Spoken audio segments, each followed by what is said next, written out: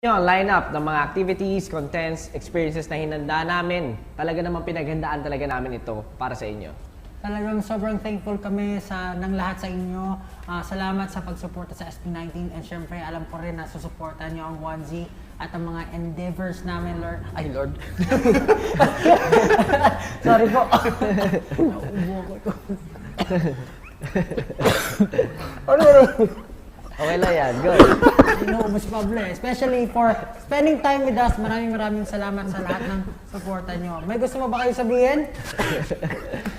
Amen. Ayan eh. So, ayun, salamat po talaga. Alam nyo, salamat po sa inyong lahat. Itong month-long celebration for half a decade namin. Talaga naman nakakatuwa kasi umabot kami sa ganito katagal. At syempre, sigurado naman na mas tatagal pa ang SB19.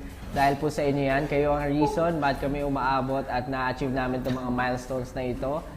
And deserve nyo itong mga pakulo at surprises namin. And sana magkita-kita tayo soon. Ayun, kayo guys. Kinakabahan lang ako dun sa follow all social media platforms kasi tumataas na yung Instagram natin. Oo, pag umabot ng 1 million, di ba? Di ba parang ano yan, maghuhubad ka ba doon? Hindi naman. Ano sabi mo doon? Kailangan daw magkaroon na ng abs si Pablo. Alam mo ba't dumadami yung followers natin? Kasi pinagdasal ko siya kay Lord. Pero ayun, Thank you. siguro gusto ko lang din sabihin since this is also the official launch of 1Z. I just want to say na gagawin namin yung best namin as a team para talagang magawa or mag-arrive kami dun sa kung ano yung vision ng 1Z and ng SB19. So, maraming salamat sa supportan nyo. Alam ko na susuportahan nyo rin ang 1Z. Syempre, gusto ko lang din i-highlight yung anniversary fan meet concert.